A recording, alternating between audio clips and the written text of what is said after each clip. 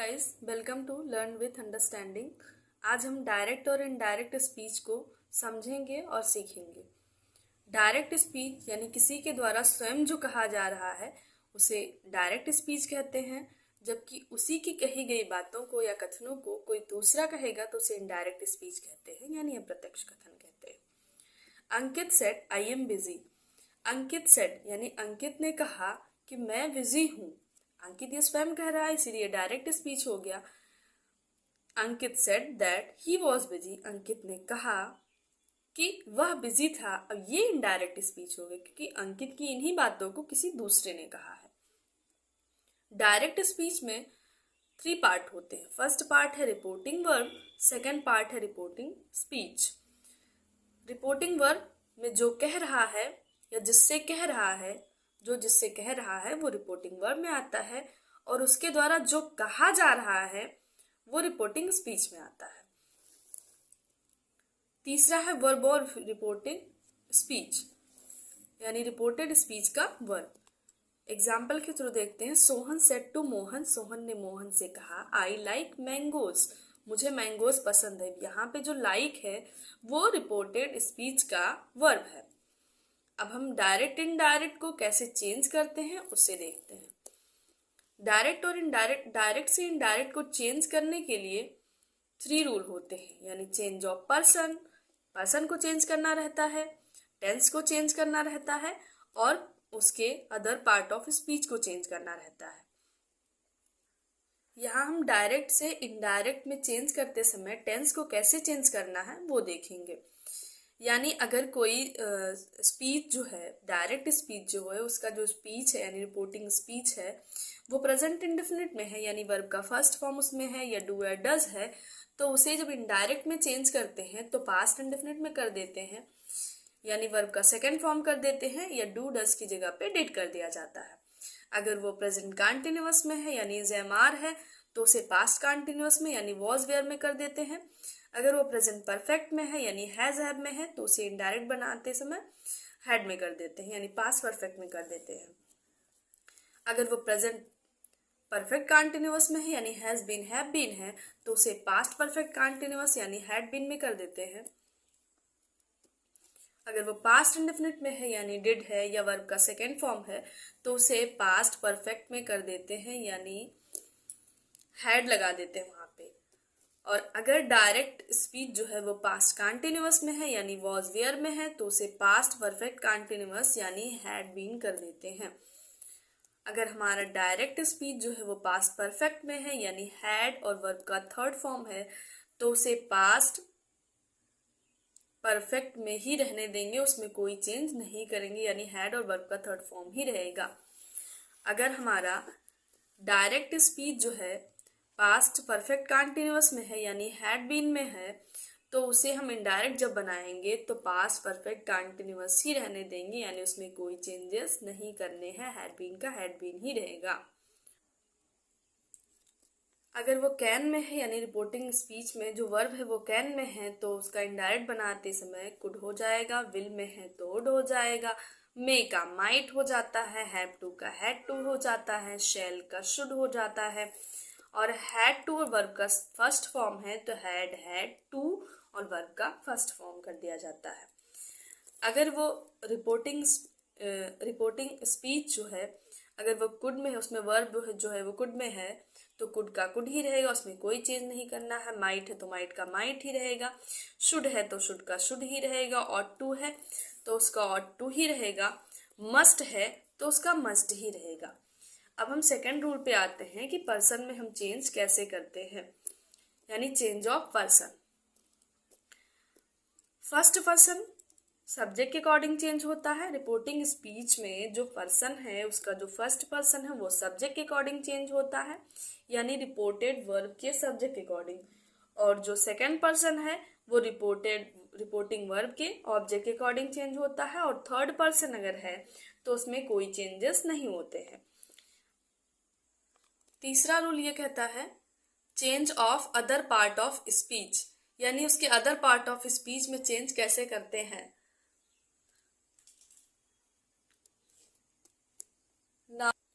Now का then हो जाएगा, दिस अगर वहां पे है तो उसका इनडायरेक्ट जब चेंज करेंगे तो दैट हो जाएगा, हियर का देयर हो जाएगा, हेंस का देंस हो जाएगा, दीस का दोज हो जाएगा, दस का सो हो जाएगा, टुडे का दैट डे हो जाएगा, यस्टरडे का द प्रीवियस डे हो जाएगा या द डे बिफोर हो जाएगा, द डे बिफोर यस्टरडे का टू डे बिफोर हो जाएगा, टुमारो का द नेक्स्ट डे हो जाएगा या द फॉलोइंग डे हो जाएगा, नेक्स्ट वीक या नेक्स्ट ईयर का द फॉलोइंग वीक या द फॉलोइंग ईयर हो जाएगा,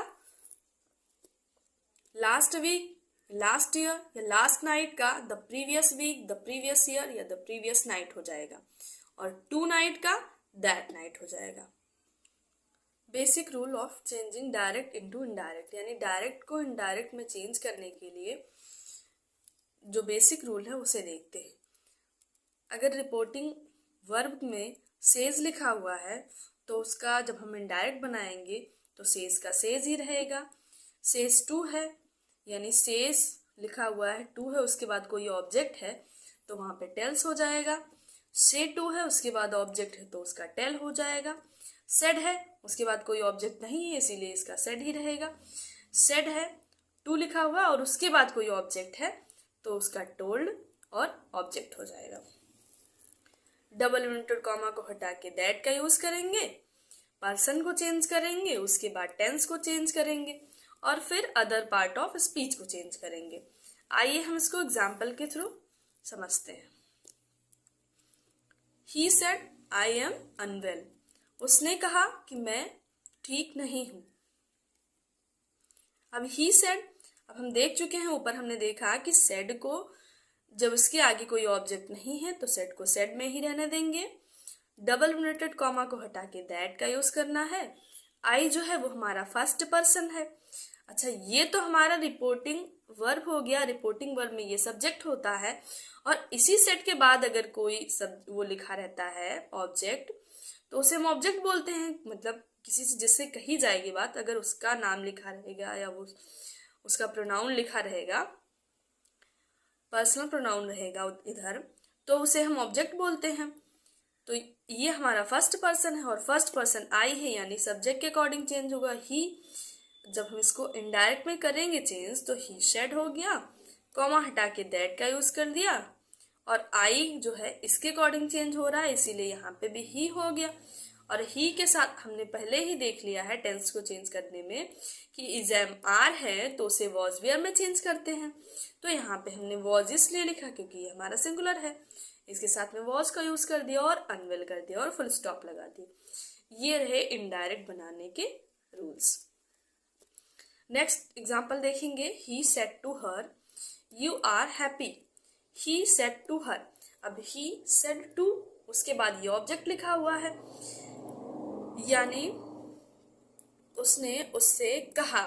अब किसी से कहा जा रहा है, सेड के बाद ये ऑब्जेक्ट है इसीलिए सेड को यहाँ पे हम टोल्ड में कन्वर्ट करेंगे और हर का हर ही रहने देंगे। डबल इन्वर्टेड कॉमा को हटा के दैट का यूज करेंगे। यू हमारा सेकेंड पर्सन है और सेकेंड पर्सन ऑब्जेक्ट के अकॉर्डिंग चेंज होता है इसीलिए हर का हम सब्जेक्ट क्या बनाएंगे, शी। अब इज एम आर है, हमने पहले ही पढ़ लिया है कि इज एम आर रहेगा तो वॉज वेयर में चेंज होगा। सी हमारा सिंगुलर है इसलिए यहाँ पे वॉज का यूज कर रहे हैं और हैप्पी को हैप्पी लिख के फुल स्टॉप लिख के बस ऐसे ही चेंज कर लेंगे। डायरेक्ट इनडायरेक्ट के रूल में कुछ स्पीच ऐसे होते हैं जिनमें कोई चेंजेस नहीं करने होते, जैसे यूनिवर्सल ट्रुथ है। अगर हमारे स्पीच में यूनिवर्सल ट्रुथ की बात की जाएगी तो उसमें नहीं चेंज होंगे। हैबिचुअल फैक्ट यानी किसी की आदतें के बारे में बात की जाएगी तो उसमें भी चेंज नहीं होंगे। प्रोवर्ब्स यानी मुहावरे होंगे तो उसमें भी चेंज नहीं किए जाएंगे। हिस्टोरिकल फैक्ट यानी ऐतिहासिक तथ्य होंगे तो उसमें भी चेंज नहीं करने हैं। जस्ट रिपोर्टिंग, अभी कोई तुरंत ही बात कह रहा, रिपोर्ट कर रहा तो उसमें भी चेंज नहीं होंगे। स्टेट है किसी की यानी किसी की दशा बताई जा रही है तो उसमें भी चेंज नहीं करेंगे। परमानेंट ऑर्डर है यानी किसी का स्थायी आदेश है तो उसमें भी चेंज नहीं करना है। और प्रिंसिपल ऑफ रूल में भी चेंज नहीं होते हैं। आइए हम इसको एग्जाम्पल के थ्रू और भी अच्छे से समझते हैं। फर्स्ट एग्जाम्पल है the teacher said the earth moves around the sun. Teacher said, अब सेड के आगे कोई ऑब्जेक्ट नहीं है इसीलिए सेड को भी सेड में ही रहने देंगे। डबल इन्वर्टेड कॉमा को हटा के दैट का यूज करना है और पूरे सेंटेंस को एडजेक्टिव्स लिख देना है। क्यों? क्योंकि the earth moves around the sun, यानी पृथ्वी जो है सूर्य के चारों ओर चक्कर लगाती है। ये यूनिवर्सल ट्रुथ है, सार्वभौमिक सत्य है, ये कभी चेंज नहीं होता। इसीलिए जिसमें चेंजेस नहीं होते कभी, वो यूनिवर्सल ट्रुथ है। और यूनिवर्सल ट्रुथ में हमने पहले ही देखा है कि कोई भी चेंज नहीं होते इनडायरेक्ट बनाने में। नेक्स्ट एग्जाम्पल हम देखेंगे। His father said I get up early in the morning daily. उसके पिताजी ने कहा कि मैं डेली मॉर्निंग में बहुत जल्दी उठता हूँ। अब ये क्या है? ये हैबिचुअल फैक्ट है, यानी किसी की आदतें हैं। अब हिज फादर सेड लिखा हुआ है तो हम हिज फादर सेड कर दिए, डबल इन्वर्टेड कॉमा को हटा के दैट कर दिए। आई जो है वो फर्स्ट पर्सन है, इसीलिए इसके अकॉर्डिंग चेंज होगा, सब्जेक्ट के अकॉर्डिंग। हिज फादर लिखा हुआ है तो यहाँ पे सब्जेक्ट हमने ही लिख दिया। अब ही लिखा, उसके बाद ये गेट लिखा हुआ, यानी ये प्रेजेंट इंडेफिनिट है। अब ये प्लूरल है, इसीलिए इसके साथ में एस ऐड नहीं हुआ है, टेंस में हम पढ़ चुके हैं। और ये यहाँ पे सिंगुलर है, इसीलिए इसके साथ में एस ऐड करना है, इसीलिए ही के साथ गेट्स कर दिए। और अब early in the morning daily, उसको ऐसे ही उतार लिए और फुल स्टॉप लगा दिए। नेक्स्ट एग्जाम्पल के थ्रू देखते हैं। मोहन सेड, मोहन ने कहा, when the cat is away the mice play. जब बिल्ली चली जाती है, दूर हो जाती है, तो चूहे खेलते हैं। अब यहाँ पे ये है मुहावरे हैं,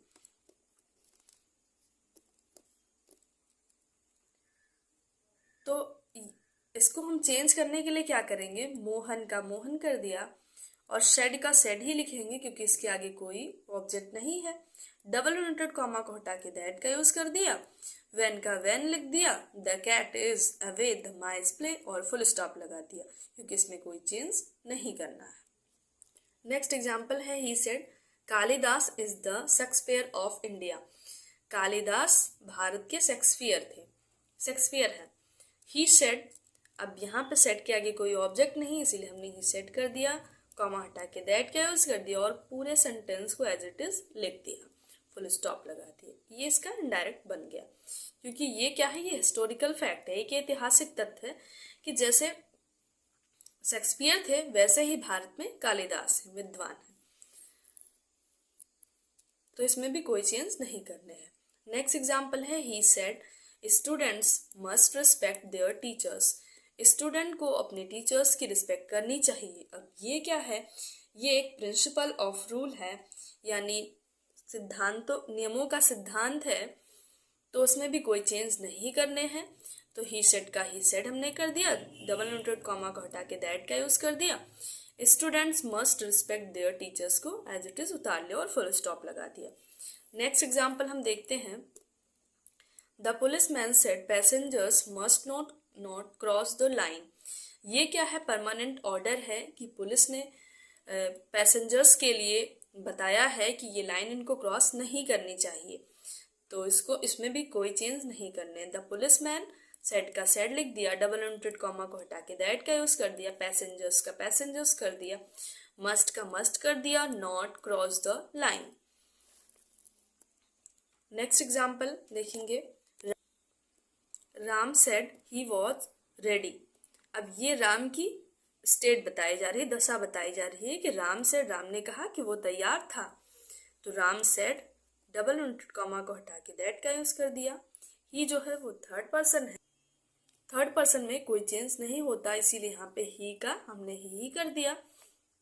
वॉज रेडी का वॉज रेडी ऐसे ही लिख दिया। इसमें पर्सन चेंज कर सकते हैं, पर्सन चेंज करना है, डबल इन्वर्टेड कॉमा हटा के दैट का यूज करना है और पूरे सेंटेंस को एज इट इज लिख देना है, उसमें टेंस में कोई परिवर्तन नहीं करना है। नेक्स्ट एग्जाम्पल देख रहे हैं। ही सेड, उसने कहा, I am coming home. Said के आगे कोई ऑब्जेक्ट नहीं, इसीलिए सेड का सेड ही कर दिया हमने। डबल इन्वर्टेड कॉमा को हटा के दैट का यूज कर दिया और आई जो है वो हमारा फर्स्ट पर्सन है और फर्स्ट पर्सन सब्जेक्ट के अकॉर्डिंग चेंज होता है, यानी ही हमारा सब्जेक्ट है और इसके अकॉर्डिंग यहाँ पे भी सब्जेक्ट जो है वो ही रख दिया। अब ही जो है हमारा सिंगुलर है, इसीलिए टेंस में चेंज नहीं करना है, लेकिन आई के साथ एम का यूज किया जाता है। अब ही हमारा सिंगुलर है और ही के साथ में इसका यूज किया जाता है, इसीलिए हमने इसका यूज कर दिया और कमिंग होम को ऐसे ही लिख दिया, फुल स्टॉप लगा दिया। नेक्स्ट रूल में यह है कि इसके टेंस में कोई चेंज नहीं करने हैं। कब नहीं करने हैं? अभी स्टार्टिंग में हमने पढ़ा है कि जो यूनिवर्सल ट्रुथ है उसमें टेंस में कोई चेंज नहीं करने हैं। जो यूनिवर्सल ट्रुथ है, प्रोवर्ब है, प्रिंसिपल ऑफ रूल है, ये हिस्टोरिकल फैक्ट है, उन सब में टेंस में भी कोई चेंजेस नहीं करने हैं। अगर पर्सन है तो पर्सन में चेंज कर सकते हैं। पर्सन में चेंज करना है, डबल इंटरेड कॉमा हटा के दैट का यूज करना है। लेकिन यहाँ पे जो हम देख रहे हैं कि टेंस में चेंज नहीं करना है। कब नहीं करना है? रिपोर्टिंग वर्ब जो है जब प्रेजेंट में है और फ्यूचर में है तो वहाँ के टेंस में कोई चेंज नहीं करना है। आइए एग्जाम्पल के थ्रू हम इसको अच्छे से समझते हैं।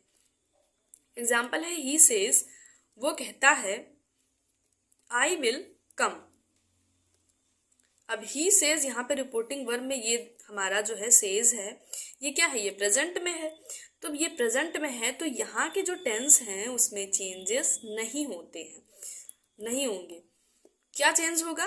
ही को हमने ही लिख दिया, सेज का सेज ही रहेगा। सेज का हम टेल्स कैसे करेंगे? जब यहाँ पे कोई ऑब्जेक्ट रहेगा, लेकिन यहाँ पे ऑब्जेक्ट है नहीं, इसीलिए सेज का सेज ही कर दिया। डबल इंटरेड कॉमा को हटा के दैट का यूज कर दिया। और ये आई है, आई हमारा फर्स्ट पर्सन है, फर्स्ट पर्सन सब्जेक्ट के अकॉर्डिंग चेंज होगा। ही है इसीलिए यहाँ पे ही कर दिया। टेंस में कोई चेंज नहीं करना है, इसको एज इट इज लिख दिया और फुल स्टॉप लगा दिया। ऐसे ही करना है हमको, यानी पर्सन में चेंज करने हैं लेकिन टेंस में चेंज नहीं करने हैं। नेक्स्ट एग्जाम्पल देखते हैं। My student said to me you are the best. मेरे स्टूडेंट ने मुझसे कहा कि आप सबसे अच्छे हो। माई का माई लिख दिया, स्टूडेंट का स्टूडेंट्स लिख दिया, से का टेल लिख दिया। और से का टेल कब लिखा? क्योंकि इसके आगे ऑब्जेक्ट है, इसीलिए हमने टेल लिख दिया इसका, और मी यानी ऑब्जेक्ट लिख दिया।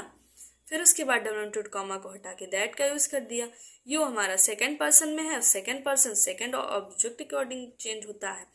अब ऑब्जेक्ट हमारा मी है और मी का अगर हम सब्जेक्ट बनाएंगे तो आई बनेगा, आई हो गया। अब यहाँ पे टेंस में चेंज करना नहीं, आई के साथ हमेशा एम का यूज किया जाता है, इसीलिए एम लिख दिया, द बेस्ट लिख दिया और फुल स्टॉप लगा दिया। नेक्स्ट एग्जाम्पल देखते हैं। You will say. अब यहाँ पे विल से लिखा हुआ यानी ये फ्यूचर में है। अब ये रिपोर्टिंग वर्ब अगर हमारा फ्यूचर में है, प्रेजेंट में है, तो टेंस में कोई चेंज नहीं करने है, केवल पर्सन चेंज करना है। तो ही विल से हमने लिख दिया, इसके आगे ऑब्जेक्ट नहीं, इसलिए यहाँ पे टेल नहीं लिखा।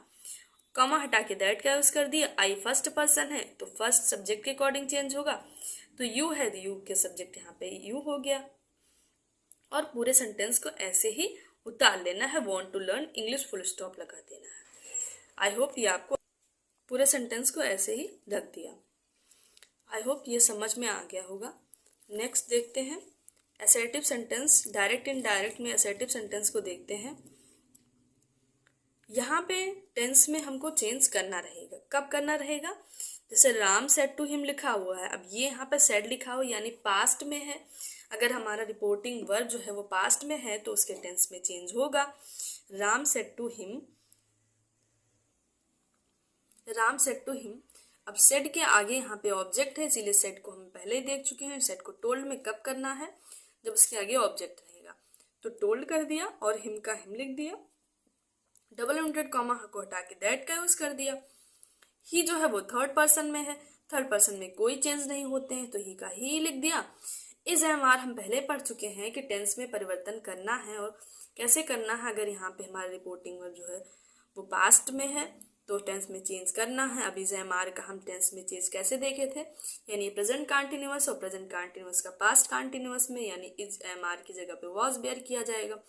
ही हमारा सिंगुलर, इसलिए यहाँ पे वॉज का यूज कर दिया। और रीडिंग अ बुक हमने ऐसे लिख दिया क्योंकि वर्ब के फर्स्ट फॉर्म में एनजी एड पास्ट में भी होता है और प्रेजेंट में भी होता है।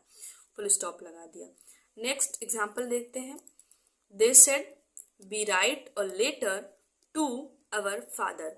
दे सेड, अब सेड के आगे कोई ऑब्जेक्ट है नहीं, ये हमारा पास्ट में है, इसीलिए यहाँ पे सेड का सेड ही लिख दिया क्योंकि आगे ऑब्जेक्ट नहीं है।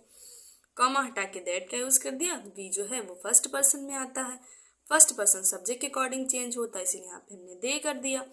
राइट वर्ब का फर्स्ट फॉर्म है, वर्ब के फर्स्ट फॉर्म को वर्ब का सेकंड फॉर्म में चेंज किया जाता था, यानी पास्ट इंडेफिनिट प्रेजेंट इंडेफिनिट को पास्ट इंडेफिनिट में वर्ब का सेकंड फॉर्म हमने बना दिया wrote. A letter our father लिखा हुआ है, ये बी के अकॉर्डिंग अवर फादर लिखा था, यहाँ हम दे के अकॉर्डिंग देयर फादर कर दिए हैं। और देयर फादर लिख के फुल स्टॉप लगा दिए। नेक्स्ट एग्जाम्पल देख रहे हैं। She said to him I believe this. उसने उससे कहा कि मुझे इस पर विश्वास है।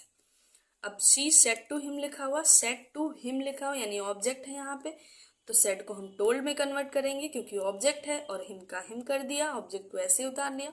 डबल इन्वर्टेड कॉमा को हटा के दैट का यूज कर दिया। आई फर्स्ट पर्सन में है तो इसे सब्जेक्ट के अकॉर्डिंग चेंज किया। शी है तो यहाँ पे भी हम शी लिखेंगे, और ये वर्ब का फर्स्ट फॉर्म है यानी प्रेजेंट इंडेफिनिट है तो उसको पास्ट इंडेफिनिट में करना है यानी वर्ब का सेकंड फॉर्म करना है।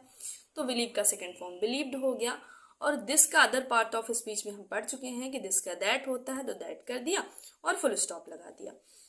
नेक्स्ट एग्जाम्पल देखते हैं। You said my mother is writing letters. तुमने कहा कि मेरी माता जी पत्र लिख रही हैं। अब यू सेड का सेड लिखा हुआ क्यों? क्योंकि यहाँ पे ऑब्जेक्ट नहीं है, किससे कहा जा रहा है वो नहीं लिखा हुआ, इसलिए सेड का सेड ही रहेगा। डबल इन्वर्टेड कॉमा हटा के दैट का यूज करेंगे। माई मदर लिखा हुआ मेरी माता जी यानी फर्स्ट पर्सन है तो इसके अकॉर्डिंग चेंज होगा यू, यानी ये योर मदर हो गया। अब इज लिखा हुआ है, इज एम आर का वॉच बियर में करते थे, सो हमने वॉच कर दिया क्योंकि यहाँ पे प्रेजेंट इंडेफिनिट है और यहाँ पे हमको प्रेजेंट कंटिन्यूअस है और यहाँ पे पास्ट कंटिन्यूअस में चेंज करना है। वर्ब का फर्स्ट फॉर्म इसमें भी यूज किया जाता है, एनजी यूज किया जाता है, और यहाँ पे वर्ब के फर्स्ट फॉर्म में एनजी यूज किया जाता है। और लेटर्स का लेटर्स लिख के फुल स्टॉप कर दिया। नेक्स्ट एग्जाम्पल देखेंगे। Moni said to Soni I have always helped you. Moni said to Soni. अब यहाँ पे सेड उसके बाद यहाँ पे सेकंड है यानी ऑब्जेक्ट है ये, इसीलिए सेड को टोल्ड में कन्वर्ट किया और सोनी का सोनी लिख दिया। डबल इन्वर्टेड कॉमा हटा के दैट का यूज कर दिया। आई फर्स्ट पर्सन है, फर्स्ट पर्सन इसके अकॉर्डिंग चेंज होगा। मोनी कोई लड़की है इसीलिए इसके साथ में शी का यूज करते हैं, शी हो गया।